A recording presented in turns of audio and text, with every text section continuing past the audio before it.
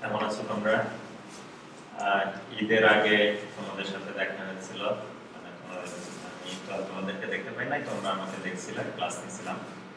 আহ, আশা করি ঈদ সবারই ভালো কাটছে।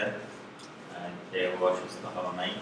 আর অসুস্থ যেন না হও সেই দোয়াই আমি বারবার করি, এখনো করছি। তবে ঈদের পরে আমাদের দেশে আসলে এই করোনা পরিস্থিতি যথেষ্ট খারাপের দিকেই যাচ্ছে। প্রতিদিন প্রায় ৩,০০০-এর কাছাকাছি মানুষ আক্রান্ত হচ্ছে। এখন গড়ে প্রায় প্রতিদিন ৪০-এর কাছাকাছি মানুষ মারা যাচ্ছে, আমাদের ছেড়ে চলে যাচ্ছে। এটা অবশ্যই খুবই উদ্বেগের বিষয়। খুবই টোটাল গতকাল পর্যন্ত যদি হিসাব করি তাহলে প্রায় ৯০০ মানুষ অলরেডি আমাদের মাঝ থেকে চলে গেছে। যদিও প্রতি ২ মাস বা ৩ মাসের কথা যদি আমরা হিসাব করি তাহলে ৩ মাস অলরেডি পূর্ণ হয়েছে। এই ৩ মাসে নানান রোগে অনেক মানুষ কিন্তু প্রতি নিয়তই আমাদের মধ্য থেকে বিদায় নেয়। আর সেই হিসাব যদি করি তাহলে যে খুব যে বেশি সংখ্যা সেটা না, কিন্তু করোনায় মারা যাচ্ছে এটাই হলো বড় ইসের বিষয় আর কি, আমাদের কাছে আতঙ্কের বিষয়, আমাদের কাছে হলো খারাপ লাগার বিষয়। যাই হোক, এত দুঃসংবাদ বা এত খারাপ কিছুর মধ্যেও আমি তোমাদেরকে সবসময় চেষ্টা করি একটু সুসংবাদ বা একটু মনোবল চাঙ্গা করার বিষয়ে যে তথ্যগুলা থাকে সেই তথ্যগুলা একটু সরবরাহ করার চেষ্টা করি। রিসেন্ট যে তথ্যটা তোমাদেরকে দিব, আমার ধারণা যে তোমরা আমার আগেই হয়তো বা সেই তথ্যটা পেয়ে গেছো। সেটা হলো যে ভ্যাকসিন। তোমরা জানো যে ভ্যাকসিন ছাড়া আসলে আর কোনো তেমন কোনো কিন্তু উপায় নাই। কারণ ভাইরাস জনিত যে ডিজিজ গুলা, সেই ডিজিজের প্রতিরোধটাই কিন্তু মূল বিষয়। প্রতিকারের আসলে তেমন কোনো ব্যবস্থা নাই। ভাইরাস যদি আমাদেরকে আক্রমণ করে তাহলে যেটা হয় সেটা হলো ভাইরাসের সাথে সংগ্রাম করে বা যুদ্ধ করে আমাদেরকে শুধু টিকে থাকতে হয়। ভাইরাস আমাদেরকে আক্রমণ করবে, আমাদের শরীরে সংখ্যা বৃদ্ধি করবে, তারপর একটা নির্দিষ্ট সময় ভাইরাসের জীবনচক্র শেষ হয়ে যাবে, তারপর সে এমনিতেই আমার শরীরে কি সে কিন্তু শেষ হয়ে যাবে। কিন্তু ততদিন পর্যন্ত আমাদের কি করতে হয়, শুধু টিকে থাকতে হয়, অর্থাৎ তার যে আক্রমণ সেই আক্রমণটা সহ্য করে যেতে হয়। এই আক্রমণটা যেহেতু ফুসফুসে হয় সেই কারণে এটা সহ্য করাটা আসলে অনেক কষ্ট হয়। যদি কারো ফুসফুস পর্যন্ত না যায়, শুধু আপার রেসপিরেটরি ট্র্যাক্ট অর্থাৎ শ্বাসনালীর উপরের অঞ্চলে যদি থেকেই যদি শেষ হয়ে যায় তাহলে সাধারণত তাদের আর মৃত্যু ঝুঁকি থাকে না। কিন্তু যাদের শ্বাস প্রশ্বাসে মানে ফুসফুস পর্যন্ত সেটা চলে যায়, গিয়ে সেখানে যখন আক্রমণটা করে তখন তার যদি এই প্রতিরোধ ক্ষমতাটা যদি বেশি না থাকে তাহলে কিন্তু তার জন্য মৃত্যুর কারণ হয়ে দাঁড়ায় এই করোনা ভাইরাস। তাছাড়া তখন অন্য কোনো ওষুধেও আসলে খুব একটা কাজ করে না, কারণ অ্যান্টিভাইরাল কোনো ড্রাগ আজ পর্যন্ত ওইভাবে 100% স্বীকৃত কোনো ড্রাগ নাই যে এই ড্রাগটা দিলাম ভাইরাস, কোটি কোটি ভাইরাস আমার শরীরে আছে, সব ভাইরাস মরে গেল, এরকম কোনো ওষুধ অ্যাকচুয়ালি নাই। যদিও এখন এই যে রেমডেসিভিরের কথা বলা হচ্ছে, আইভারমেকটিনের কথা বলা হচ্ছে, ফেভিপিরাভিরের কথা বলা হচ্ছে, এগুলা সবই হলো পরীক্ষা পর্যায়ে আছে, এবং তাও বলা হচ্ছে এগুলা যে যদি কারো আক্রমণ কি একেবারে প্রাথমিক পর্যায়ে থাকে তাহলে সেই সময় এই ওষুধগুলো হয়তো বা কাজ করলেও করতে পারে। প্লাজমা থেরাপির কথা যেটা বলা হচ্ছে, প্রত্যেকটা বিষয়ে কিন্তু আক্রমণের শুরু অর্থাৎ মৃদু আক্রমণ অবস্থায় যদি এই ট্রিটমেন্টগুলো না হয় তাহলে হয়তো বা কাজ করছে, বাট তারপরেও অথেন্টিক ভাবে বলার কোনো সুযোগ নাই যে এই ড্রাগ বা এই থেরাপি কি 100% কার্যকর। তাহলে একমাত্র যদি আমরা এখন বলি যে আমাদের করোনার বিরুদ্ধে যুদ্ধ করার জন্য যে অ্যাটম বোমা, সেই অ্যাটম বোমার সাথে যদি তুলনা করি তাহলে সেটা হলো ভ্যাকসিন। তো সেই ভ্যাকসিন নিয়ে অনেক দেশে গবেষণা চলছে। বিশ্ব স্বাস্থ্য সংস্থার মধ্যে প্রায় 100 কি তারও অধিক ভ্যাকসিন প্রজেক্ট সারা বিশ্বে চলমান আছে। এর মধ্যে কিছু কিছু ভ্যাকসিন বেশ অনেকটাই এগিয়ে গেছে গবেষণায়, কারণ ভ্যাকসিন গবেষণার বেশ কিছু পর্যায়ে আছে। প্রথমে যেটা হয় সেটা হলো যে মানে ভ্যাকসিনটা কিভাবে কাজ করবে তার একটা প্ল্যান তৈরি করতে হয়, সেই প্ল্যান অনুযায়ী তারপরে ভ্যাকসিনটা তৈরি করা হয়। সেই ভ্যাকসিনটা তৈরি করার পরে প্রথমে প্রাণীতে দেওয়া হয়, দিয়ে দেখা হয় যে প্রাণীর মধ্যে অর্থাৎ ইঁদুর, গিনিপিগ, বানরে কিভাবে দেওয়া হয়, দিয়ে দেখা হয় যে সেটা সেই প্রাণীর দেহে কোনো বিরূপ প্রতিক্রিয়া সৃষ্টি করে কিনা। প্রথম দেখা। দ্বিতীয় দেখা যে ওই প্রাণীদেরকে আবার ভাইরাস দ্বারা ইনফেক্ট করে দেখা হয় যে তারা সেই ভাইরাসকে প্রিভেন্ট করতে পারে কিনা। যদি প্রাণীর ক্ষেত্রে এটা সফলতা পাওয়া যায় তাহলে সেটা কি স্বল্প পরিসরে মানুষের শরীরে পরীক্ষা নিরীক্ষা চালানো হয়। যেটা অক্সফোর্ড ইউনিভার্সিটির যে ভ্যাকসিন সেটা অলরেডি প্রাণীর দেহ থেকে পার করে মানুষের দেহ পর্যন্ত কিন্তু পার করে গেছে। মানুষের দেহে যখন পরীক্ষা নিরীক্ষা চালানো হয় তখন খুবই সীমিত সংখ্যক মানুষ, মনে করো হয়তো বা 10 জন 5 জন থেকে 10 জন মানুষের শরীরে চালানো হয় পরীক্ষা এবং তাদেরকে নিবিড় পর্যবেক্ষণে রাখা হয়। তারপর যখন দেখা যায় যে না তাদের দেহে কোনো বিরূপ প্রতিক্রিয়া দেখা দেয় নাই, বরং তারা সুস্থ আছে এবং কি সেই ভাইরাস দ্বারা আক্রান্ত হয় নাই, তখন সেটা আবার কি করা হয়, তখন সেটা আবার কয়েকশো মানুষের মধ্যে সেই ভ্যাকসিনটার আবার পরীক্ষা নিরীক্ষা চালানো হয়। তারপরে যখন কয়েকশো মানুষের মধ্যেও যদি বিরূপ প্রতিক্রিয়া না দেখা দেয় এবং যদি দেখা যায় যে তারা আক্রান্ত হচ্ছে না, তখন আবার কয়েক হাজার মানুষের উপরে সেইটা আবার পরীক্ষা নিরীক্ষা চালানো হয়। তো এখানে সবথেকে যে আসার বিষয় সেটা হলো অক্সফোর্ডের যে ভ্যাকসিনটা সেটা দ্বিতীয় পর্যায়ের মানবদেহের দ্বিতীয় পর্যায়ের পরীক্ষা সফল হয় তৃতীয় পর্যায়ে, অর্থাৎ হাজার মানুষের শরীরের মধ্যে প্রয়োগ করার অনুমোদন এখন তারা পেয়ে গেছে এবং তারা মোটামুটি শিওর বলতে চাচ্ছে তারা যে তাদের এই ভ্যাকসিন কাজ করবে এবং মানুষের কোনো ধরনের কোনো ক্ষতি করবে না। কারণ প্রথম যে 5 জন বা 10 জন মানুষকে দিয়েছিল তাদের কোনো সমস্যা হয় নাই, পরে কয়েকশো মানুষের মধ্যে পরীক্ষা নিরীক্ষা চালাইছে, তারাও কেউ হলো কোভিডে আক্রান্ত হয় নাই, প্লাস তাদের মধ্যেও তাদের শরীরেও কোনো ধরনের বিরূপ প্রতিক্রিয়া দেখা যায়নি। সেই কারণে তাদের এখন ধারণা যায় হাজার মানুষের মধ্যে দিলেও খুব বেশি মানে সেখান থেকে তারা ভালো পাবে। তো সেইটার প্রেক্ষিতেই তারা অলরেডি আগামী সেপ্টেম্বরকে টার্গেট করছে যে সেপ্টেম্বরের মধ্যে হলো 200 কোটি ডোজ, এই ভ্যাকসিনের 200 কোটি ডোজ তারা প্রোডাকশনে যাবে। মোটামুটি আগামী জুলাই মাসে তারা হলো 1000 মানুষের উপরে যে পরীক্ষাটা চালাচ্ছে এবং যারা নিয়মিত করোনা নিয়ে কাজ করছে এই জাতীয় মানুষের শরীরে এই ভ্যাকসিনটা তারা প্রয়োগ করবে। অর্থাৎ যারা স্বাস্থ্যকর্মী বা চিকিৎসক আছেন, ব্রাজিলে মূলত এই ট্রায়ালটা চলবে। এখানে যদি দেখা যায় যে 1-2 মাসে যারা ভ্যাকসিন পাচ্ছে তারা এই 1-1.5 মাসের মধ্যে যদি কেউ হলো কোভিড আক্রান্ত না হয় তাহলে তারা মোটামুটি শিওর হয়ে যাবে যে না এই ভ্যাকসিনটা ওয়ার্ক করছে। তা যাই হোক, তারা মোটামুটি তাদের গবেষণা দিয়ে তারা মোটামুটি শিওর যে না এই ভ্যাকসিনটা কাজ করবে। সেই কারণে তারা বেশ অনেক প্রোডাক্ট তৈরি করছে অলরেডি এবং আগামী জুলাইয়ে যদি দেখে যে না এই ট্রায়ালে কাজ হয়েছে তাহলে জুলাই থেকে সেপ্টেম্বরের মধ্যে হলো তারা 200 কোটি ডোজ হলো ভ্যাকসিন উৎপাদন করবে। এই খবরটা অবশ্যই আমাদের জন্য আশাব্যঞ্জক। আরো বেশি আশাব্যঞ্জক সেটা হলো এই ভ্যাকসিনের 200 কোটি ডোজের মধ্যে 100 কোটি ডোজ হলো আমরা যারা উন্নয়নশীল দেশ বা অনুন্নত দেশ যারা আছে তারা 100 কোটি ডোজ ভ্যাকসিন পাবে। তো সেই হিসাবে আমাদের দেশ তো অবশ্যই কিছু বেশ একটা বড় সংখ্যক হলো ডোজ আমাদের দেশ পাবে। এমন হইতে পারে 1 কোটি ডোজও পেয়ে যেতে পারে, 50 লক্ষ ডোজও পেতে পারে। আরো একটা সুখের বিষয় বা ভালো খবর সেটা হলো এই ভ্যাকসিনের অনেক বড় একটা অংশ উৎপাদিত হবে আমাদের প্রতিবেশী রাষ্ট্র ইন্ডিয়াতে। তাই ইন্ডিয়ার সাথে যেহেতু বর্তমানে বাংলাদেশের কূটনৈতিক সম্পর্ক যথেষ্ট ভালো, তো সেই হিসাবে ধারণা করা হয় বা ধারণা করতে পারি বা আমরা আশা রাখতে পারি যে আমরা ভ্যাকসিন হয়তো বা অনেক ভালো অ্যামাউন্টে বা ভালো একটা সংখ্যক ভ্যাকসিন ডোজ আমরা হয়তো বা এই সেপ্টেম্বরের মধ্যে বা অক্টোবরের মধ্যে আমরা পেয়ে যাব যদি এই ভ্যাকসিন পুরোপুরি কাজ করে। তবে আপাত দৃষ্টিতে এখন পর্যন্ত যেটা মনে হচ্ছে যে এই ভ্যাকসিন বোধহয় ভালো কাজ করছে। তবে আমরা এখন স্রষ্টার কাছে প্রার্থনা করব যে আমাদের এছাড়া কিন্তু আর কোনো উপায় আমরা দেখছি না। এই উসিলাতে বা এই ভ্যাকসিনের উসিলাতে আমাদেরকে যেন ক্ষমা করে দেন এবং আমরা যেন আবার এই ভ্যাকসিন গ্রহণ করে আমরা আবার সাধারণ জীবনে আবার স্বাভাবিক জীবনে ফিরে আসতে পারি।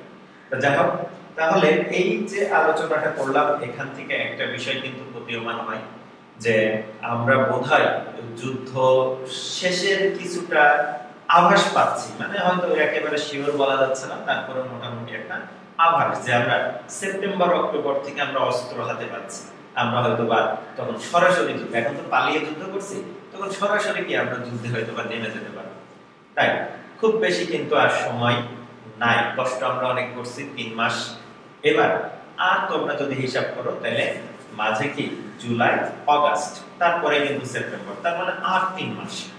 যদি এই ভ্যাকসিনটা ওয়ার্ক করে এবং পরিকল্পনা যেটা সেই অনুযায়ী যদি সব কার্যাবলী সবকিছু ঠিকঠাক চলে, তাহলে হয়তো আর মাত্র 3 মাস পর আমাদের হাতে কি যুদ্ধের প্রধান যে অস্ত্র সেটা কিন্তু চলে আসবে। আর সেপ্টেম্বরে যদি আমরা 50 লক্ষ ডোজ পাই, তাহলে মোটামুটি কি শুরু ভ্যাকসিনেশন শুরু হয়ে যাবে। এবং তারপরে কিন্তু আমরা দ্রুতই, এমন হতে পারে বাংলাদেশে তোমরা জানো বাংলাদেশে কিন্তু আমরা ওষুধ শিল্প অনেক উন্নত, আমাদের কিন্তু কারখানা আছে। রেমডেসিভিরের মতো ওষুধ কিন্তু আমাদের দেশে একাধিক কোম্পানি তৈরি করছে। আবার আমাদের দেশে একাধিক কোম্পানি আছে যারা ভ্যাকসিন তৈরির সাথে জড়িত। তাহলে তারাও হয়তোবা সেই ফর্মুলা নিয়ে, কারণ বিশ্ব স্বাস্থ্য সংস্থার যে নীতি, সেই নীতি অনুযায়ী যে কোনো উন্নত দেশ যদি কোনো প্যাটার্ন তৈরি করে জনকল্যাণে, বিশেষ করে এই ভ্যাকসিনের ক্ষেত্রে, তাহলে সেই প্যাটার্ন হলো বিনা খরচেই হলো উন্নত বা উন্নয়নশীল দেশগুলো পেয়ে থাকে। আমরা সেটা কি সেই প্যাটার্নটা কিন্তু আমরা পেয়ে যাব। আর আমাদের যদি দেশে যে প্ল্যান্টগুলো আছে ভ্যাকসিনের প্ল্যান্ট, তারা যদি ঠিকমতো সেটা নিয়ে কাজ করতে পারে, তাহলে কিন্তু আমাদের দেশের মোট জনসংখ্যার যতটুকু ভ্যাকসিন প্রয়োজন সেই ভ্যাকসিন আমাদের দেশেই কিন্তু উৎপাদন হওয়া সম্ভব, যেটাও খুব বেশি সময় হয়তো বা লাগবে না। আসলে আবিষ্কার হওয়াটা এবং অ্যাপ্রুভ হওয়াটাই কিন্তু সময় সাপেক্ষ, উৎপাদন কিন্তু তার তো খুব বেশি সময় সাপেক্ষ বিষয় না। তা যাই হোক, আমরা অনেক ধরনের আশা রাখি, আশায় বুক বাঁধি, এবং আশাটা এই কারণেই রাখি যে আমাদের তাহলে সাবধান হইতে, অর্থাৎ আমরা যে একটা যুদ্ধ করছি সেই যুদ্ধ শেষ কবে আমরা জানছি না, সেই কারণে কিন্তু আমাদের মনের মধ্যে সবসময় একটা বিষয় কাজ করে যে কবে শেষ হবে, আদৌ কি শেষ হবে কিনা। তো যাই হোক, আমরা সেই কারণে অনেক সময় আমরা বেপরোয়া হয়ে উঠি, না সব কি আছে যাই, আমি আর কিছু মানবো না, আমি আর রেস্ট্রিকশন মানবো না, এমনকি অনেক সময় কি বিদ্রোহী হয়ে উঠি। বাট আমাদের সামনে যদি কোনো একটা আশা থাকে যে একটা যদি সময় বা কিছু আমরা যদি টার্গেট করে নিতে পারি, এবং তার জন্য যদি অবশ্যই কি টার্গেট বা আমরা কি কাল্পনিকভাবে করলে হবে না, অবশ্যই বিজ্ঞানসম্মতভাবে যদি আমরা একটা টার্গেট করে নিয়ে আগাই, তাহলে হয়তো বা আমাদের জন্য কি হবে, আমাদের এই ঘরে থাকতে বা এই লকডাউনে থাকতে বা এই রেস্ট্রিকশনের মধ্যে থাকতে আমাদের খুব বেশি একটা সমস্যা হবে না। ঠিক আছে, তাহলে এই সংক্রান্ত বিষয়ে আপাতত আর না, আমরা এখন যে বিষয়টা আলোচনা করব সেটা হলো তোমাদের টপিক রিলেটেড বিষয়। টপিক যেটা আজকে আমরা পড়ব সেটা হলো দুইটা টপিক আমি টার্গেট করছি যে আজকে আমরা পড়ব, স্টাডি করব। তার মধ্যে প্রথম যেটা সেটা হলো লিঙ্গ নির্ধারণ, আর দ্বিতীয় যেটা সেটা হলো লিঙ্গ সংযুক্ত বংশগতি, অর্থাৎ ইংরেজিতে যদি বলি তাহলে সেক্স ডিটারমিনেশন আর সেক্স লিঙ্কড ইনহেরিটেন্স। এই দুইটা টপিক আজকে আমরা আলোচনা করার চেষ্টা করব। জেনেটিক্সের অন্যতম গুরুত্বপূর্ণ এবং জীবন ঘনিষ্ঠ দুইটা টপিক এটা। এই দুইটা বিষয় নিয়ে আজকে আমরা একটু আলোচনা করব। তাহলে আমাদের এখন বুঝতে হবে যে লিঙ্গ নির্ধারণ বিষয়টা অ্যাকচুয়ালি কি। দেখো, আল্লাহ তাআলা আমাদের শরীরের প্রত্যেকটা কোষে 23 জোড়া ক্রোমোজোম দিয়েছেন। এই 23 জোড়া ক্রোমোজোমের মধ্যে 22 জোড়া ক্রোমোজোমকে আমরা অটোজোম বলে থাকি, আর এক জোড়া ক্রোমোজোমকে আমরা হেটারোজোম বা সেক্স ক্রোমোজোম বলে থাকি। আমরা মুখে না বলে আমরা বোঝাই একটা ছবি দেখি, এই ছবিতে এখানে যদি আমরা এই ছবিটা দেখি, খেয়াল করো, আমরা এখন এখানে যে ছবিটা দেখতে পাচ্ছি, এই ছবিতে দেওয়া আছে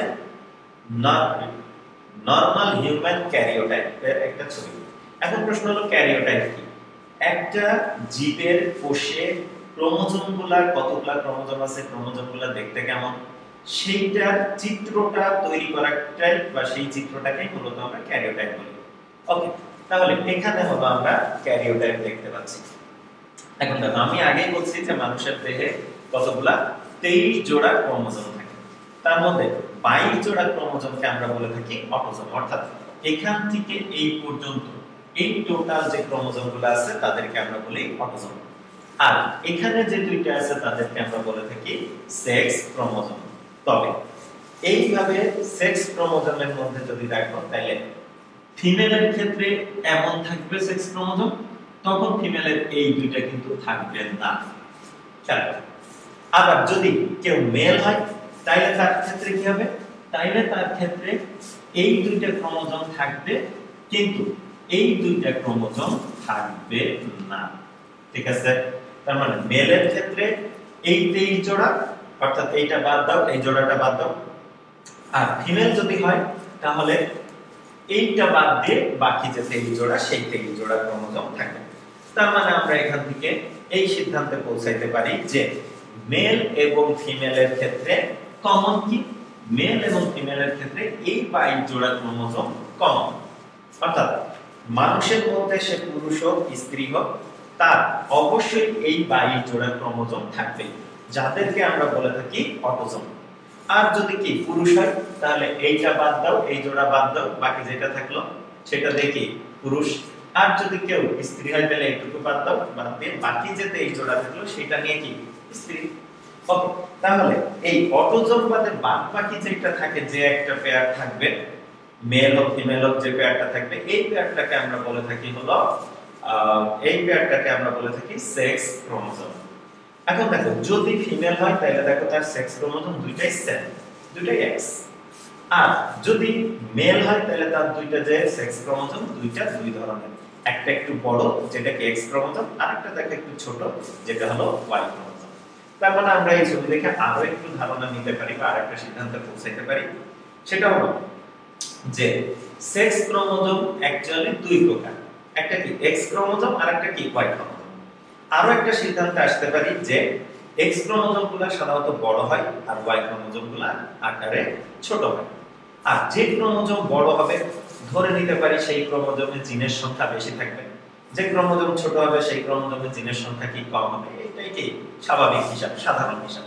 এখানেও কি তাই, অর্থাৎ এক্স ক্রোমোজোমে জিনের সংখ্যা বেশি আর ওয়াই ক্রোমোজোমে জিনের সংখ্যা তুলনামূলক কম। এতটুকু আমরা মানে সাধারণভাবে বলতে পারি। ওকে, তাহলে আমরা এখানে হিউম্যান ক্যারিওটাইপ দেখলাম। তাহলে যদি এই অরের আগ পর্যন্ত যদি হয় তাহলে সে কি ফিমেল, আর এই পাশে যদি এতটুকু হয় তাহলে মেল।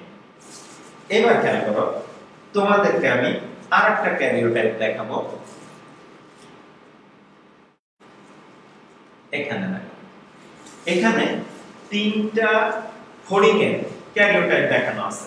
এর মধ্যে মাঝেরটা আমরা হিসাবে আনবো না, দরকার নেই।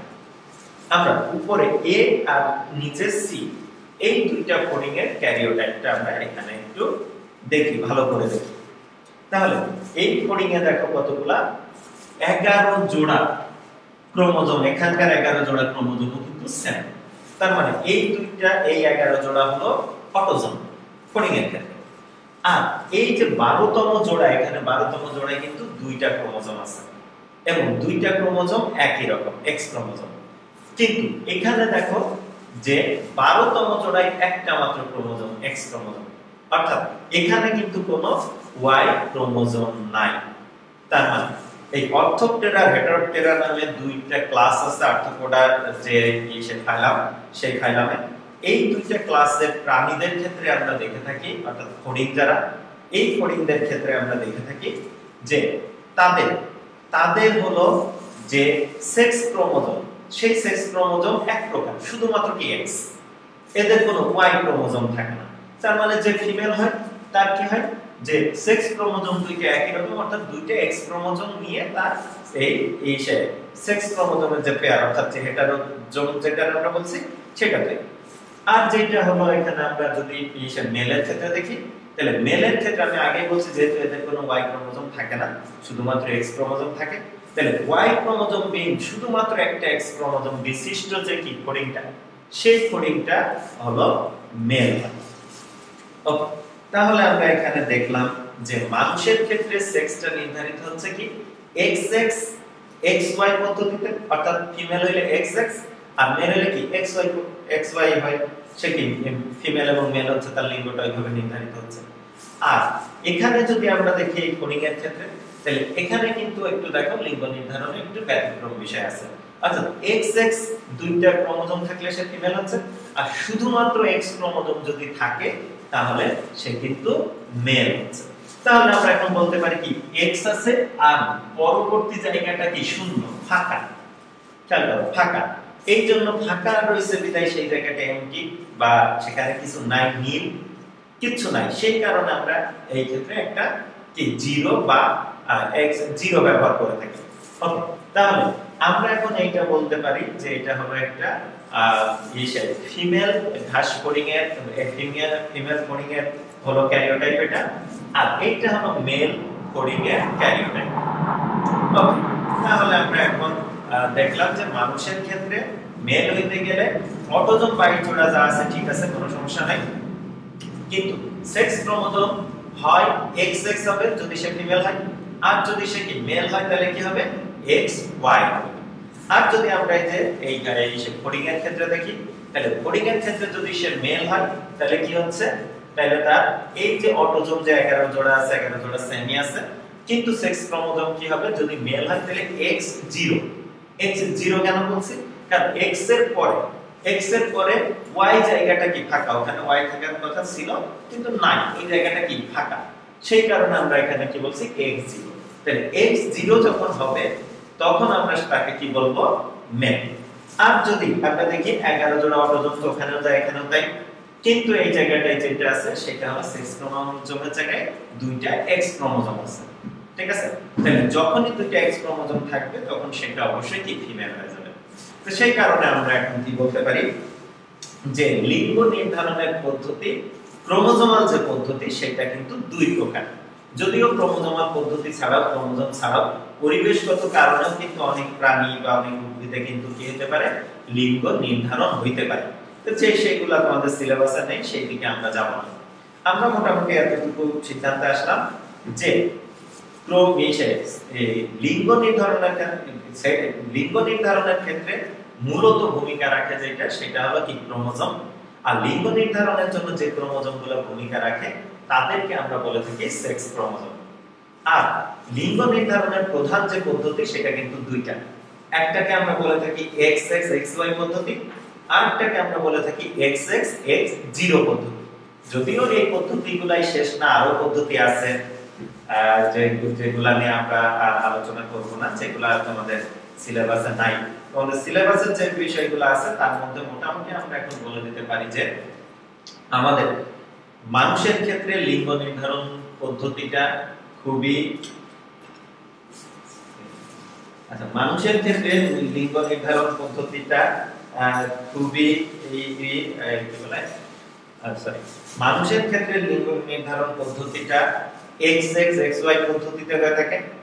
আর ইসের ক্ষেত্রে এই যে আমরা যে পোকাটা দেখলাম, অর্থাৎ এই অর্থোপটেরা বা হেটারোপটেরা যে আছে ক্লাসের প্রাণীগুলো আছে, তাদের ক্ষেত্রে আমরা যেটা দেখলাম সেটা হলো তাদের লিঙ্গ নির্ধারণ পদ্ধতি হলো XX X0 পদ্ধতি। তাহলে মোটামুটি বোধহয় আমরা এই ক্যারিওটাইপ দেখে আমরা বোধহয় লিঙ্গ নির্ধারণ পদ্ধতিটা বুঝে গেছি। তারপর আমি যদি এই এদের লিঙ্গ নির্ধারণের বংশগতিকে যদি আমরা একটু বুঝতে চাই, তাহলে একটু খেয়াল করো যে মানুষের ক্ষেত্রে যদি দেখাই তাহলে এইটা মনে করো মানুষের একটা নিউক্লিয়াস। এই নিউক্লিয়াসে তাহলে ক্রোমোজোম থাকবে কতগুলো আমরা বলছি, যদি এটা মেল হোক ফিমেল হোক 23 জোড়া কিন্তু ক্রোমোজোম থাকবে। তার মধ্যে 22 জোড়াকে আমরা বলে থাকি অটোজোম। কি বলি? অটোজোম। তাহলে 22 জোড়া অটোজোমকে আমি এখন দেখাইতে পারি 22 * 2 a। তাহলে অটোজোমকে আমি এখানে কি দিয়ে বুঝাইছি? a দিয়ে বুঝাইছি। তার মানে 22 * 2a। 2a মানে আমরা জানি যে এক জোড়া অটোজোমকে আমি 2a দিয়ে প্রকাশ করছি। তাহলে এমন কি 22 জোড়া থাকে। আর এক জোড়া থাকে হলো সেক্স ক্রোমোজোম। তাহলে ইনি যদি মেল হয় তাহলে তার সেক্স ক্রোমোজোমটা এখানে কি হবে? একটা হবে X আর একটা হবে Y। একটা হবে X আর একটা হবে Y। ঠিক আছে? তাহলে এইভাবে এইটা হলো একটা পুরুষ মানুষের কি তার হলো ক্রোমোজোমের হিসাব। এবার আমরা যদি এখানে একটা স্ত্রী একজন ফিমেলের যদি ক্রোমোজোমের হিসাব দেখাই, তাহলে অবশ্যই কি এই 22 জোড়া অবশ্যই 22 জোড়াই থাকবে। 22 * 2a হইছে। এবং সাথে কি থাকবে? দুইটাই X, সেক্স ক্রোমোজোম দুইটাই সমান সাইজের হবে এবং দুইটাই এক্স ক্রোমোজোম হবে। এই যে এখানে আমরা দুইটা এক্স ক্রোমোজোম দেখালাম, ঠিক আছে। এখন দেখো যে এই পুরুষ, ইনি যে ইনি পুরুষ, ইনি হলো স্ত্রী, ইনাদের যদি এখন বাচ্চা হয়, তাহলে বাচ্চা হইতে গেলে এই পুরুষের তৈরি হবে শুক্রাণু, আর এই স্ত্রীর তৈরি হবে হলো ডিম্বাণু। তাহলে ইনার শুক্রাণু দেখো দুই প্রকার হবে, কিন্তু কয় প্রকার হবে? দুই প্রকার। অর্থাৎ কিভাবে দুই প্রকার হবে? এক প্রকার শুক্রাণুতে কি হবে, এই 22 জোড়ার মধ্য থেকে, খেয়াল করো, এই 22 জোড়ার মধ্য থেকে 22টা, অর্থাৎ 22 জোড়া ছিল, 44টা ছিল, তার মধ্য থেকে 22টা অটোজোম যাবে। কারণ আমরা জানি মিয়োসিস যখন জনন কোষ উৎপাদন হয় তখন কি হয়? মিয়োসিস হয়। আর মিয়োসিস হলে কি হবে? ক্রোমোজোম সংখ্যা অর্ধেক হয়ে যাবে। এই যে অর্ধেক করে দিলাম। এবং এইবার আসো, এইবার হলো এই সেক্স ক্রোমোজোম থেকে কি হবে? একটা আসবে। তাহলে তুমি কোনটা নিবা? ধরে নাও এক্স টা নিলা, তাহলে 2a x আসলো। এবার তাহলে বাকি থাকলো কয়টা? এখানে যে 22 জোড়ার মধ্য থেকে 22টা অটোজোম নিয়ে নিছো, আর সেক্স ক্রোমোজোমের দুইটার মধ্য থেকে এক্স টাকে তুমি নিয়ে নিছো। তাহলে কেন আরো আরেক সেট রয়ে যায় না? আরো আরেক সেট কিন্তু রয়ে গেছে।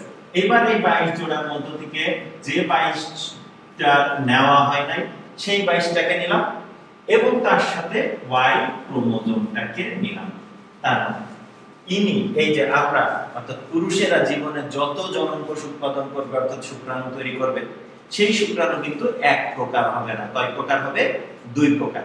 কোন শুক্রাণুতে থাকবে কি? কোন শুক্রাণুতে অটোজোম 22টা থাকবে এবং তার সাথে এক্স ক্রোমোজোমটা থাকবে। আর কোন শুক্রাণুতে কি থাকবে? অটোজোম 22টা থাকবে এবং তার সাথে ওয়াই ক্রোমোজোম থাকবে। কারণ পুরুষের ক্ষেত্রে শুক্রাণু কিন্তু এক প্রকার হচ্ছে না। পুরুষের ক্ষেত্রে জনন কোষ অর্থাৎ শুক্রাণু দুই ধরনের হয়ে থাকে। কেমন? এক, অটোজোমের সাথে এক্স, আর একটা কি? অটোজোমের সাথে ওয়াই। তার মানে অটোজোম দুইটার ক্ষেত্রে কিন্তু কমন, শুধু তাইলে দুইটার শুক্রাণুতে পার্থক্য কোথায়? সেক্স ক্রোমোজোমে গিয়ে পার্থক্য হয়। ওকে, এবার তুমি দেখো ডিম্বাণু, ইনি যদি এখন ডিম্বাণু তৈরি করে, তাহলে দেখো আমি এখন ডিম্বাণু তৈরি করার সময় কি করব? ওই মিয়োসিস পদ্ধতিতে কি করব? ক্রোমোজোম সংখ্যা অর্ধেক করে দেব। তাহলে অর্ধেক করতে গেলে এই যে এখানে একটা ডিম্বাণু মনে করলো, ধরো এটা একটা ডিম্বাণু, এই ডিম্বাণুতে আমি কি করব? এই 22 জোড়ার মধ্য থেকে, এই 22 জোড়ার মধ্য থেকে আমি কয়টা নিব? 22টা অটোজোম নিব এবং সাথে একটা সেক্স ক্রোমোজোম যেটা এক্স নিলাম। তাহলে এইরকম এক ধরনের এইভাবে একটা কি হবে? শুক্রাণু, ডিম্বাণু তৈরি হবে। আবার এখান থেকে যদি আমরা দেখি যা বাকি রয়ে গেল, অর্থাৎ এখানে 22 জোড়া থেকে 22টা অলরেডি আমি ব্যবহার করে ফেলছি, আর এখানকার দুইটার মধ্য থেকে এইটাকে আমি ব্যবহার করে ফেলছি। তাহলে বাকি যেটা থাকলো, বাকি যে 22টা থাকলো 22a এবং কি x, সেইটা দিয়ে কি আরেক ধরনের ডিম্বাণু। তবে দুইটা ডিম্বাণু যদি প্রথমে হয়, কিন্তু দেখো দুইটা ডিম্বাণুতে কিন্তু সেক্স ক্রোমোজোম অটোজোম কিন্তু সেম, সেক্স ক্রোমোজোম অটোজোম কিন্তু সেম। তাই এখানে এই জাতীয় যে মানুষ সহ অন্যান্য যে প্রাণীগুলো আছে, সেই সকল প্রাণীতে কিন্তু ফিমেল যারা, তারা কিন্তু হোমোগ্যামিক, অর্থাৎ তাদের কি হয়? যত গ্যামিট তৈরি করে তারা সব একই টাইপের হয়। আর এদের ক্ষেত্রে যদি আমরা মেলের ক্ষেত্রে যদি দেখি, তাহলে তারা যে ধরনের এই শুক্রাণুগুলা তৈরি করে বা মেল গ্যামিটগুলা তৈরি করে, তারা কিন্তু দুই ধরনের হয়। তাহলে এইবার দেখো, এইবার আমরা কি করব? এই শুক্রাণুর সাথে এই ডিম্বাণুটাকে মিলন ঘটাবো। এই শুক্রাণু আর এই ডিম্বাণু যদি মিলন ঘটায়, তাহলে কি হচ্ছে? এই 22টা অটোজোম আর এই 22টা অটোজোম মিলে কি হয়ে যাবে? আবার 22 জোড়া অটোজোম হয়ে যাবে। তাহলে আমরা এখন কি করব? এখানে লিখব 22 ইনটু 2a অটোজোম। তাহলে এখানকার 22টা অটোজোম, এখানকার 22টা অটোজোম। এবার এখানে কোনটা আছে? সেক্স ক্রোমোজোম কোনটা আছে? x আছে, নিয়ে আসলাম। ওখানেও সেক্স ক্রোমোজোম x আছে, নিয়ে আসলাম। তাহলে এবার বলো যে এই শুক্রাণু আর এই ডিম্বাণু যদি মিলিত হয়, তাহলে এই জাইগোট থেকে যে বাচ্চাটা হবে, সেই বাচ্চা অবশ্যই কি হবে? ফিমেল হবে। কি ফিমেল হবে? আবার দেখো এইটা আর এইটা মিলেও কিন্তু বাচ্চা হইতে পারত। সরি, এইটা আর আমি দেখাই,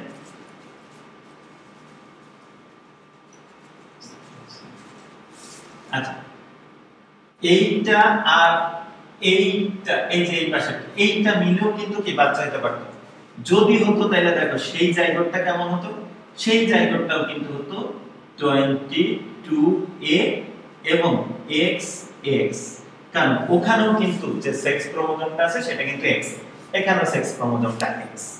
তার মানে এইটা এবং এই ডিম্বাণু, এই শুক্রাণু আর এই ডিম্বাণু মিলিত হয়ে যদি কোনো বাচ্চা হতো তাহলে সেই বাচ্চাটাও কিন্তু কি হয়ে যেত, ফিমেলই হতো। ওকে, এবার এইটার এইটা যদি আমরা এখন মিলন ঘটাই এই দুইটা, তাহলে কি হবে? তাহলে অবশ্যই আমরা যদি এখানে দেখি তাহলে এখানে 22 অটোজোম দিয়ে কি হচ্ছে 22 * 2 অটোজোম, এবং এখানে আসে সেক্স ক্রোমোজোম, তাহলে এখানে সেক্স ক্রোমোজোম আছে হলো X আর এই শুক্রাণুতে সেক্স ক্রোমোজোম আছে হলো Y। তাহলে এই সন্তানটা কি হয়ে যাবে, এই সন্তানটা বা এই জাইগোট থেকে যে বাচ্চাটা হবে সে অবশ্যই কি মেল হয়ে যাবে, পুরুষ হবে। আবার এইটা দিয়ে যদি আমরা এইটাকে মিলাই, মিলাম এই দুটো যদি মিলে তাহলে কি রেজাল্ট হবে, পুরুষ। কি হবে 22 * 2a আর এখানে x y, ঠিক আছে? এই x y এই হলো লিঙ্গ নির্ধারণের পদ্ধতি। কাদের ক্ষেত্রে? এইটা হলো উন্নত জীব যেমন মানুষ, তারপরে ড্রসোফিলা মানব পোকা, ম্যাক্সিমাম উদ্ভিদ, তার মানে ম্যাক্সিমাম উদ্ভিদ এবং প্রাণীর ক্ষেত্রে লিঙ্গ নির্ধারণের পদ্ধতি হলো এটা, ঠিক আছে? এই ধরনের লিঙ্গ নির্ধারণের পদ্ধতিতে আমরা কি বলে থাকি, XX আর XY পদ্ধতি, XX আর XY পদ্ধতি। কিন্তু ওই যে আমরা যখন মাছের ক্ষেত্রে দেখলাম তখন আমরা কি দেখলাম, মাছি বলছি সরি, আমরা যে এই সাপ পোকার ক্ষেত্রে হয়, প্লাস যে ফড়িং, আমরা এই যে এখানে যদি ফড়িং দেখি, এই যে ফড়িং, এই যে ফড়িং, তাহলে এই ফড়িং এর ক্ষেত্রে যদি দেখি তাহলে এদের ক্ষেত্রে যে হলো ইসে কি বলে লিঙ্গ নির্ধারণের যে বিষয়টা সেটা কিন্তু আর কি এমন হবে না, কারণ এদের কিন্তু কি নাই, এদের কোনো ধরনের কোনো Y ক্রোমোজোম নাই, অটোজোম আছে ঠিকই কিন্তু কোনো Y ক্রোমোজোম এদের নাই। তাহলে এদের ক্ষেত্রে লিঙ্গ নির্ধারণটা কেমন হবে আমি আরেকবার একটু দেখি। মনে করে এইটা হলো একটা ফিমেল ফড়িং এর কোষ, নিউক্লিয়াস, তাহলে সেখানে আছে মনে করো 11 * 2a, তার মানে 11 জোড়া আছে, 11 জোড়া অটোজোম। আর 12তম জোড়া যেটা, 12তম জোড়া যেটা সেটা হলো কি আছে XX, তাহলে সেটা কি হলো, সেটা কি ফিমেল ফড়িং হলো। এবার আমি যদি দেখাই তাহলে এইটা মনে করো একটা নিউক্লিয়াস, এটা কিসের নিউক্লিয়াস, এইটা হলো একটা হলো মেল এইসে ফড়িং এর নিউক্লিয়াস, তাহলে তাদের কি থাকবে 11 * 2a অটোজোম কি সেম, এটারও যা থাকবে এটার অটোজোম সেম, কিন্তু এদের কি নাই, এদের শুধু X ক্রোমোজোম আছে, কোনো Y ক্রোমোজোম নাই। যেহেতু Y ক্রোমোজোম নাই তাই আমরা পাশে একটা 0 লিখে দিই, কি লিখে দিই 0, তার মানে X ক্রোমোজোম আছে এবং Y ক্রোমোজোম নাই, ওই জায়গাটা ফাঁকা এমটি, তাই কি তার জন্য আমি 0 লিখলাম। এবার এইটা তাইলে ফিমেল ঘাস ফড়িং আর এটা হলো মেল ঘাস ফড়িং, তাহলে এদের ক্ষেত্রে আমরা লিঙ্গ নির্ধারণের পদ্ধতিটারে কি বলবো, XX XY নাকি XX X0, তাহলে এদের ক্ষেত্রে আমরা বলবো XX X0 পদ্ধতি। তাহলে এদের ক্ষেত্রে বংশগতি বা এদের বংশধররা কিভাবে তৈরি হবে দেখো, তাহলে এই ফিমেল থেকে যখন কি হবে ডিম্বাণু তৈরি হবে, তখন দেখো এই যে আমি এখন ডিম্বাণু দেখাচ্ছি, তাহলে এখানে ইসে 11 জোড়া থেকে কয়টা চলে আসবে, 11টা অটোজোম আসবে, আর এই দুইটার মধ্য থেকে একটা সেক্স ক্রোমোজোম আসবে, আর বাকি 11টা অটোজোম এখানে গেল এবং বাকি সেক্স ক্রোমোজোমটা এখানে গেল, তাহলে কি ইনার কি এমন ডিম্বাণু তৈরি হবে। দেখো এই ডিম্বাণু দুইটা কিন্তু সেম, কোনো পার্থক্য নেই, ঠিক আছে? এবার আমি যদি দেখি মেলের ক্ষেত্রে কি হবে, তাহলে এরা কি তৈরি করবে, শুক্রাণু, এই যে এরা এখন শুক্রাণু তৈরি করবে, এই যে শুক্রাণু, তাহলে এরা যখন শুক্রাণু তৈরি করবে তখন কি হবে, এক ধরনের 50% শুক্রাণুতে কি যাবে, এই যে এখানে 11A 11 11টা অটোজোম, আর বাকি 11টা অটোজোম কিন্তু এইটাতে গেল। তাহলে অটোজোম কিন্তু সমানভাবে ডিস্ট্রিবিউট হয়ে গেল। এবার আসো ঝামেলা। ঝামেলা কি, যে এখানে এক্স ক্রোমোজোম অর্থাৎ সেক্স ক্রোমোজোম মাত্র একটা আছে, আর আরেকটা কি ওয়াই ক্রোমোজোমের জায়গাটা ফাঁকা, সেখানে কোনো ক্রোমোজোমই নাই। তাহলে একটা ক্রোমোজোম তো ভেঙে আবার দুইটা শুক্রাণুতে যাবে না, একটা ক্রোমোজোম একটা শুক্রাণুতে যাবে। ধরে নিলাম এই এক্স ক্রোমোজোমটা এই শুক্রাণুতে আসলো, তাহলে এই শুক্রাণুটা কি আর কোনো এক্স ক্রোমোজোম পাবে বা ওয়াই ক্রোমোজোম পাবে? পাবে না। কেন পাবে না? কারণ নাই তো, যেহেতু আর কোনো ক্রোমোজোম ওখানে নাই, তাই এখানে আর কোনো ক্রোমোজোম আসবে না এই শুক্রাণুতে। তাই সেই জায়গাতে আমরা জিরো বসাবো। কি বসাবো? জিরো। এই যে তাহলে এখানে আমরা জিরো বসাই দিলাম। তাহলে এই ফড়িং যদি মেল হয় তাহলে এমন এবং এমন দুই ধরনের শুক্রাণু তৈরি করবে।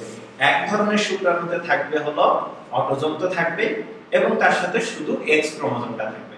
আরেক ধরনের শুক্রাণুতে শুধুমাত্র অটোজোম থাকবে, সেখানে কোনো এক্স বা ওয়াই কোনো ক্রোমোজোম অর্থাৎ সেক্স ক্রোমোজোমই থাকবে না। ওকে, এবার যদি আমরা দেখি তাহলে এরা যদি পরস্পরের সাথে মিলিত হয়, এইটা যদি এটার সাথে মিলে, এইটা যদি এইটার সাথে মিলে, বা এইটা এটার সাথে মিললো, বা এইটা এটার সাথে মিললো, তাহলে রেজাল্ট কি হবে দেখো। এইটা আর এটা মিলছে, তাহলে 11 * 2a হয়ে গেল, আর এখানেও x আছে এখানেও x আছে, তাহলে কি x x হয়ে গেল।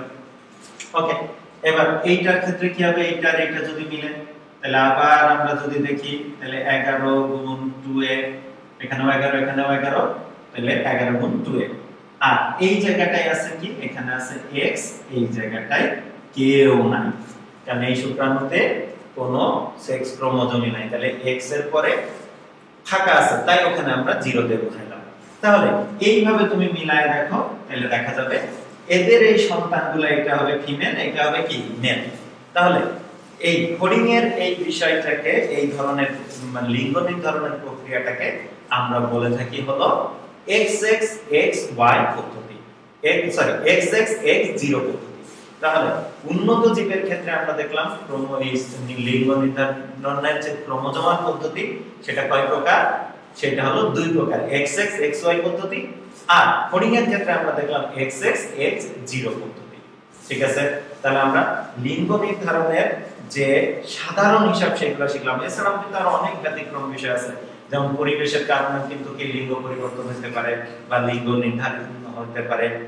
আবার ওই যে বললাম যে ক্রোমোজোমের ক্ষেত্রেও কিন্তু কি লিঙ্গ নির্ধারণের ক্ষেত্রে ক্রোমোজোমালও কিন্তু বিভিন্ন ব্যতিক্রম আছে। যেমন আমরা হিজড়া বলে যাদেরকে চিনি, তাদের ক্ষেত্রে কিন্তু এই পদ্ধতি খাটে না, তাদের কিন্তু কি ব্যতিক্রম বিষয় আছে। ক্রোমোজোমাল পদ্ধতি তবে একটু ব্যতিক্রম বিষয় আছে তাদের ক্ষেত্রে। তো এই কারণে আমরা মোটামুটি সাধারণ হিসাব যদি শিখি যে লিঙ্গ নির্ধারণের সাধারণ যে পদ্ধতি সেটা ক্রোমোজোমাল পদ্ধতি, আর সেই ক্রোমোজোমাল পদ্ধতি আবার দুই প্রকার, সেটা আমরা বোধহয় ভালোমতো শিখে গেছি। সেটা কি, যে লিঙ্গ নির্ধারণের সাধারণ যে দুইটা পদ্ধতি, সেটা হলো XXXY পদ্ধতি একটা, আর একটা হলো XXX0 পদ্ধতি। তাহলে আমরা বোধহয় লিঙ্গ নির্ধারণ সম্পর্কে মোটামুটি একটা ভালো ধারণা পাইলাম, এবং সাথে আমরা এও জানলাম যে লিঙ্গ নির্ধারিত হয় মূলত কি দ্বারা? ক্রোমোজোম দ্বারা, প্রধানত ক্রোমোজোম দ্বারা। আর লিঙ্গ নির্ধারণের জন্য যে ক্রোমোজোমগুলো থাকে জীবে, সেই ক্রোমোজোমদেরকে আমরা বলে থাকি সেক্স ক্রোমোজোম। কি বলি? Sex chromosome. ওকে, তাহলে এতটুকু যদি আমরা এখন বুঝে যেতে থাকি, তাহলে এখন আমরা যে টপিকটা স্টাডি করব সেটা হলো লিঙ্গ সংযুক্ত বংশগতি বা সেক্স লিঙ্কড ইনহেরিটেন্স। এইটা বুঝতে গেলে আমাদেরকে যেটা করতে হবে সেটা হলো একটা ছবি দেখতে হবে।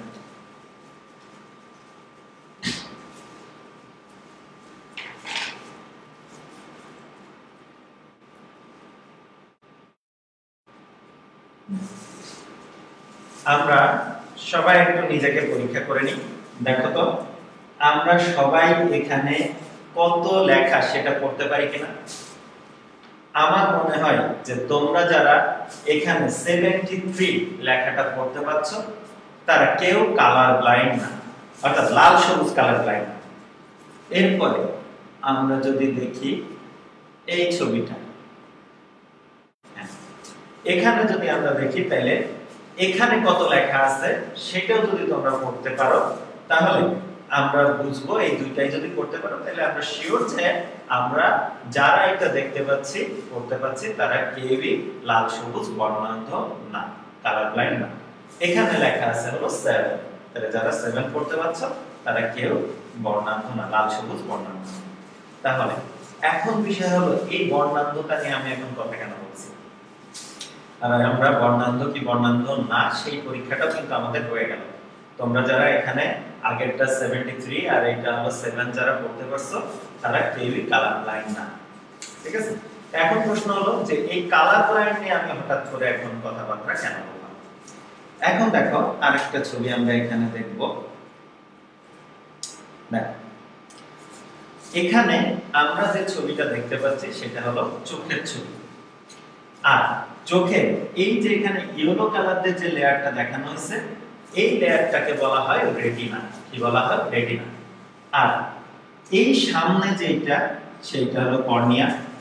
এখন দেখো এই কর্নিয়ার মধ্য দিয়ে আলো প্রতিসরিত হবে, তারপরে এখানে কি আছে পিপল দিয়ে যাবে, যাওয়ার পরে এখানে কি লেন্স আছে, লেন্স দিয়ে প্রতিসরিত হয়ে যখনই কোনো একটা প্রতিবিম্ব রেটিনায় গিয়ে পড়ে, ঠিক আছে, রেটিনায় গিয়ে পড়ে তখনই কিন্তু আমরা কি করি, আমরা সেই বস্তুটাকে দেখে থাকি। এখন প্রশ্ন হলো কেন? কারণ আল্লাহ তাআলা আমাদের রেটিনাতে এই যে দেখো রেটিনাকে আমরা এখানে জুম করে নিয়ে গেছি। এই রেটিনাতে আল্লাহ তাআলা আমাদের দুই ধরনের কোষ দিয়ে রাখছে। এক ধরনের কোষকে আমরা বলি রড কোষ, আর এক ধরনের কোষকে বলি কোন কোষ। এই যে রড শেপের কোষগুলা এদেরকে আমরা বলি রড কোষ, আর এই যে কোণাকৃতির যে কোষগুলা তাদেরকে আমরা বলে থাকি হলো কোণ কোষ। রড কোষ এবং কোণ কোষ।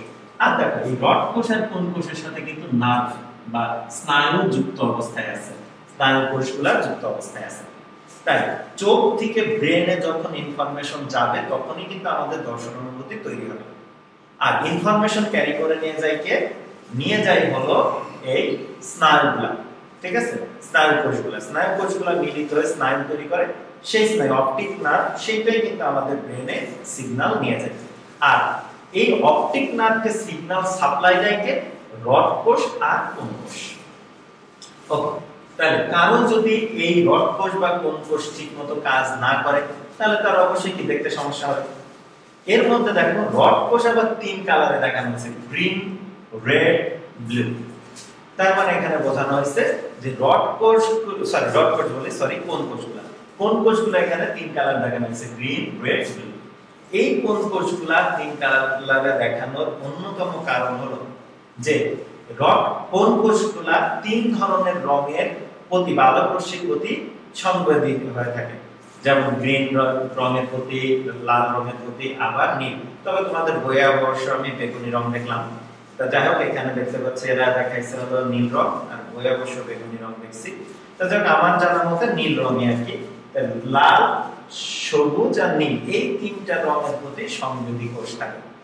এই কোষগুলা, এই কোণ কোষগুলোর মধ্যে যদি গঠনগত বা কার্যগত কোনো সমস্যা থাকে তাইলে কিন্তু আমরা কি করব, আমরা কোনো কালার ঠিকমতো লাল সবুজ কালার কিন্তু ঠিকমতো দেখতে পারবো না, আইডেন্টিফাই করতে পারবো না।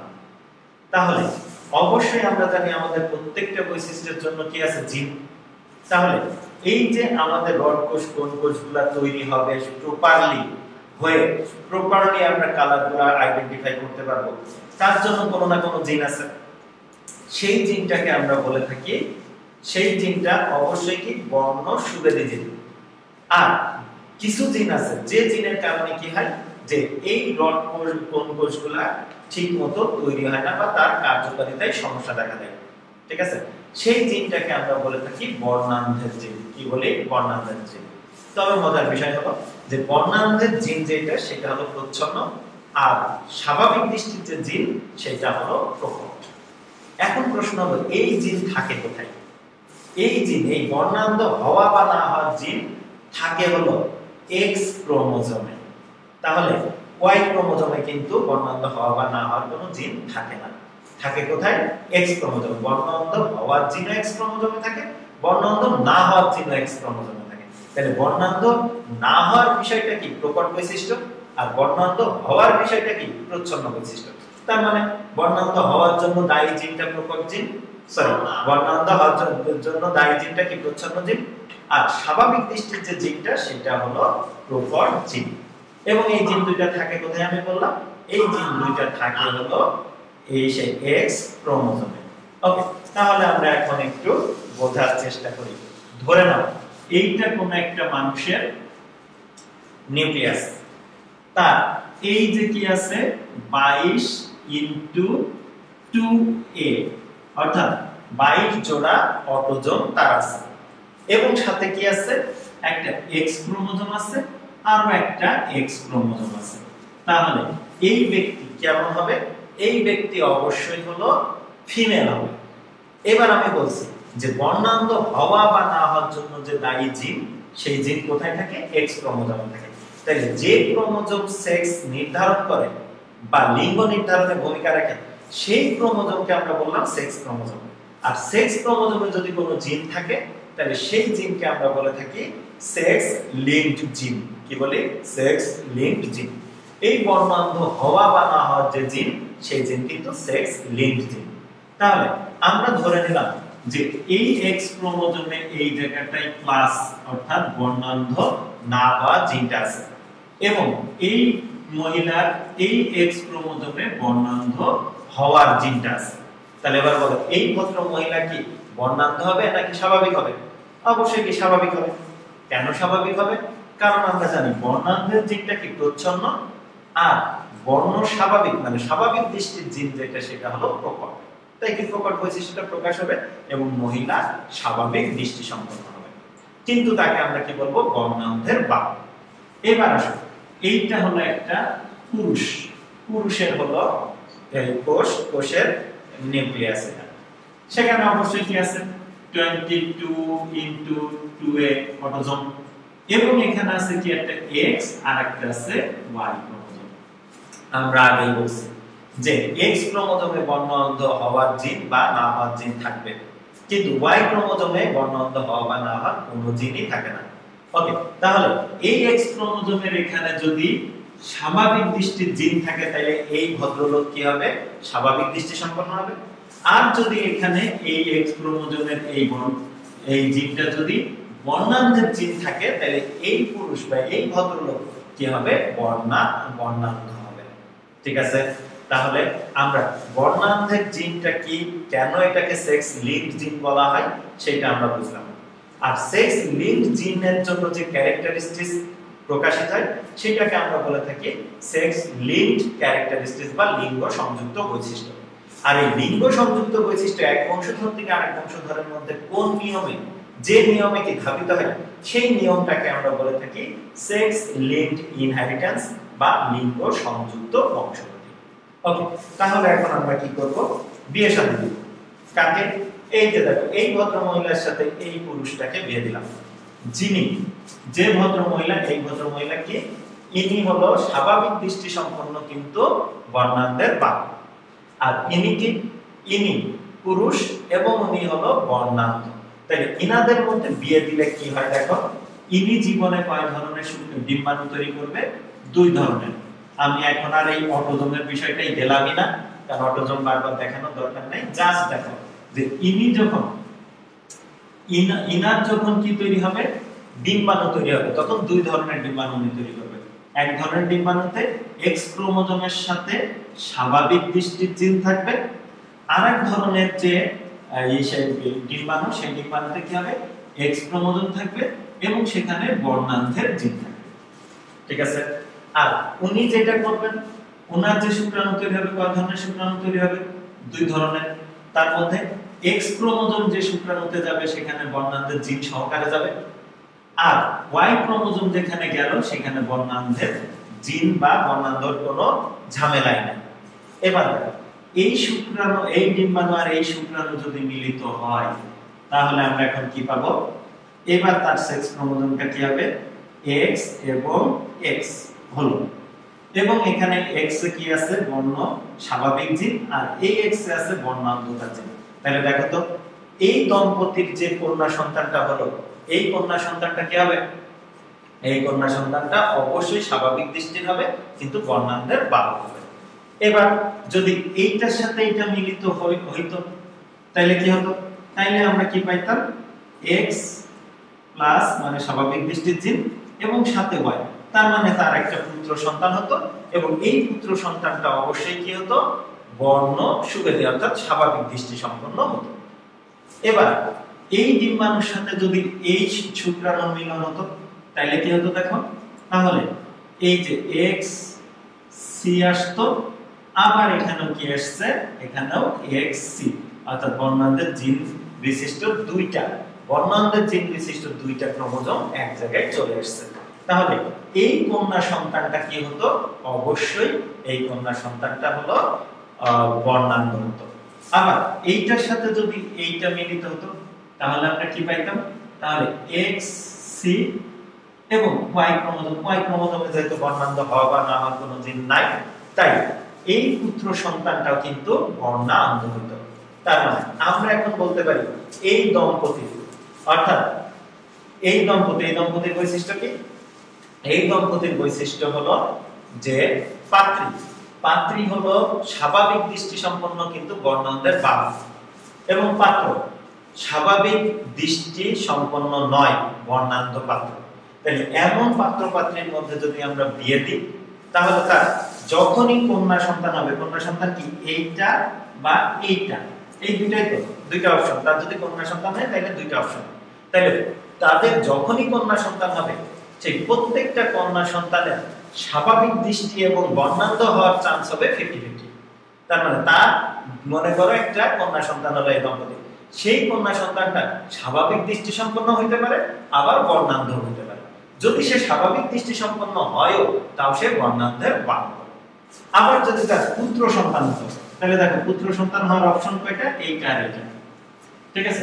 তাহলে তার যে পুত্র সন্তান, এই দম্পতির যে পুত্র সন্তান হবে সেই পুত্র সন্তানের কিন্তু স্বাভাবিক দৃষ্টি সম্পন্ন এবং বর্ণান্ধ হওয়ার সম্ভাবনাও কিন্তু কি 50-50, ঠিক আছে? তাহলে এইটা যদি আমরা বুঝে যে থাকি তাহলে আমি তোমাদেরকে যে কোনো সমস্যা যদি দিই তাহলে সেই সমস্যা তোমরা কিন্তু সুন্দরভাবে সমাধান করে ফেলতে পারবা। তাহলে তোমরা এবার নিজেরাই গড়কালি শুরু করো যে স্বাভাবিক দৃষ্টির যার কোনো বর্ণান্ধের বাহক নাই এমন কন্যার সাথে বর্ণান্ধ পুরুষের বিয়ে দিয়ে দেখো তাদের সন্তানের কি অবস্থা হতে পারে, তাদের সন্তানরা কেমন হতে পারে। আবার বর্ণান্ধ মহিলার সাথে স্বাভাবিক দৃষ্টির পুরুষের বিয়ে দিয়ে দেখো, দিয়ে তাদের কন্যা এবং পুত্র সন্তান কেমন হতে পারে, এইগুলো একটু নিজেরাই কি ক্রসিং করে চেক করো। এইভাবে দেখবে উদ্দীপক তৈরি থাকবে যে অমুক সাহেব বর্ণান্ধ, তার ওয়াইফ বর্ণান্ধের বাহক, তাদের প্রথম একটা কন্যা সন্তান হলো, তার জিনোটাইপ কেমন হইতে পারে এবং ফিনোটাইপ কেমন হইতে পারে নির্ণয় করো। এই জাতীয় প্রশ্ন আসতে পারে, ঠিক আছে? ওকে, তাহলে কোথায় আমরা বর্ণান্ধ বিষয়টা কি সেটা আমরা শিখলাম, আর বর্ণান্ধকে কেন লিঙ্গ সংযুক্ত বংশগতি বলা হলো সেটা আমরা শিখলাম, আর এই লিঙ্গ সংযুক্ত বংশগতি কিভাবে বংশ পরম্পরায় ধাবিত হয়, লিঙ্গ সংযুক্ত বৈশিষ্ট্যগুলো সেইগুলো বোধহয় আমরা শিখলাম। এছাড়াও দেখো বর্ণান্ধ ছাড়াও আরো দুইটা লিঙ্গ সংযুক্ত বৈশিষ্ট্য আছে, যেমন মাসকুলাস ডিস্ট্রফি, তারপরে আছে হিমোফিলিয়া। সেইগুলো নিয়ে জাস্ট একটু বলি, তাদের বংশগতি একই, বংশগতিতে কোনো সমস্যা নেই, বংশগতি সেম। অর্থাৎ ওই যে কি হবে, শুধুমাত্র এক্স ক্রোমোজোমে এই জিনগুলা থাকবে, মাসকুলাস ডিস্ট্রফি জিন এক্স ক্রোমোজোমে থাকবে, আবার হিমোফিলিয়া জিন এক্স ক্রোমোজোমে থাকবে, ওয়াই ক্রোমোজোমে এই জাতীয় কোনো জিন থাকবে না। ঠিক বর্ণান্ধের ক্ষেত্রে যেমন দেখলাম ওদের ক্ষেত্রেও বংশগতি সেম। কিন্তু আমরা একটু দেখে নিই মাসকুলাস ডিস্ট্রফি কি, হিমোফিলিয়া কি। এই যে দেখো, এই যে একটা শিশুকে আমরা দেখতে পাচ্ছি, যত বয়স বাড়ার সাথে সাথে কিন্তু আস্তে আস্তে কি হচ্ছে, সে তার মাসল শুকায় যাচ্ছে। মাসলগুলো শুকায় যাওয়ার কারণে সে কিন্তু আর স্বাভাবিক জীবনযাপন করতে পারে না, পঙ্গু হয় এবং জড় বুদ্ধিও কিন্তু হতে থাকে আস্তে আস্তে, অর্থাৎ ব্রেনের ডেভেলপমেন্টও কিন্তু অনেক কমে আসে। এই ধরনের যে লক্ষণটা সেটাকে আমরা বলে থাকি হলো, এই ধরনের লক্ষণকে আমরা বলে থাকি হলো মাসকুলাস ডিস্ট্রফি। এই মাসকুলাস ডিস্ট্রফির জন্য দায়ী যে জিনটা, সেই জিনটাও কিন্তু সেক্স লিঙ্কড জিন, তাই মাসকুলাস ডিস্ট্রফিকে আমরা বলে থাকি সেক্স লিঙ্কড ক্যারেক্টারিস্টিক, এবং এই জিনটাও কিন্তু এক্স ক্রোমোজোমে থাকে। আবার আরেকটা যদি আমরা দেখি, খুবই ভয়ঙ্কর একটা ডিজিজ যেটাকে আমরা হিমোফিলিয়া বলি। এই যে নরমালি আমরা জানি কি হয়, যে আমাদের কোনো জায়গায় কেটে গেলে বা কোনো জায়গায় ক্ষত হইলে কি হয়, সেখানে এই রক্তটা জমাট বাঁধে, বেঁধে কি রক্তক্ষরণটা বন্ধ হয়ে যায়।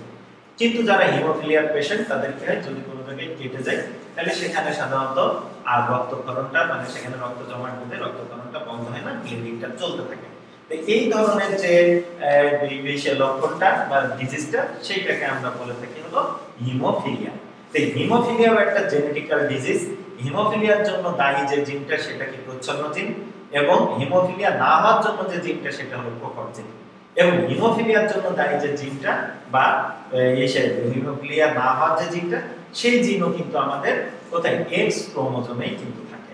ঠিক আছে, অর্থাৎ এটা হলো একটা লিঙ্গ সংযুক্ত বৈশিষ্ট্য, এবং এদের যে এই বৈশিষ্ট্যের যে ইনহেরিটেন্স এক বংশধর থেকে আরেক বংশধরে ধাবিত হচ্ছে প্রক্রিয়া, সেটা একেবারে এই বর্ণান্ধতার মতো।